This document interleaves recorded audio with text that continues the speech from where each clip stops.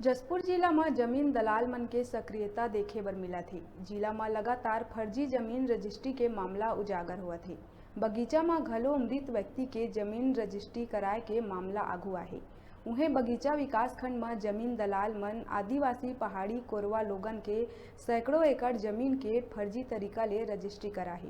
उन्हें जमीन मामला में भाजपा के प्रदेश अध्यक्ष विष्णुदेव साय फर्जी तरीका ले जमीन खरीदैया मन ऊपर कार्यवाही के बात कही और प्रदेश सरकार के एक मंत्री ऊपर भी आदिवासी मन के जमीन खरीदी के आरोप लगात हुए कहिस के जेन तरह ले जिला में जमीन दलाल मन के सक्रियता देखे बर मिला थे, काफ़ी चिंता के विषय है। ये मामला में एक आवेदन मिले है और केंद्र ला चिट्ठी लिख के मामला में जांच के मांग करे के बात कहिस।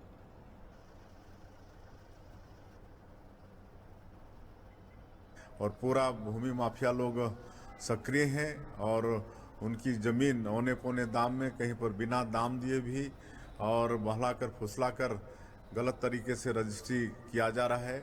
एक आवेदन हमको मिला है और मुझे जानकारी मिली है कि एक व्यक्ति का 57 एकड़ ज़मीन इकट्ठे गलत तरीके से रजिस्ट्री हुई है और मैं निश्चित रूप से भारतीय जनता पार्टी प्रदेश अध्यक्ष के नाते इस सरकार को चिट्ठी लिखने वाला हूं कि एक जांच कमीशन यहाँ पर बनाया जाए, बैठाया जाए और पूरे बगीचा क्षेत्र में जो इस तरह की खरीदी है उसकी जांच हो और जो दोषीदार लोग हैं उनके ऊपर कार्रवाई हो। और पिछले दिनों तो ये भी देखने में आया है जसपुर जिला के अंतर्गत कि एक इस सरकार में बैठा हुआ मंत्री वो खुद एक कोरवा परिवार का इकट्ठे 25 एकड़ जमीन गलत तरीके से अपने बेटे के नाम से करा लिया था, लेकिन भारतीय जनता पार्टी की सक्रियता के कारण और विरोध दर्ज कराने के कारण पीड़ित परिवारों को गवर्नर से मिलवाए।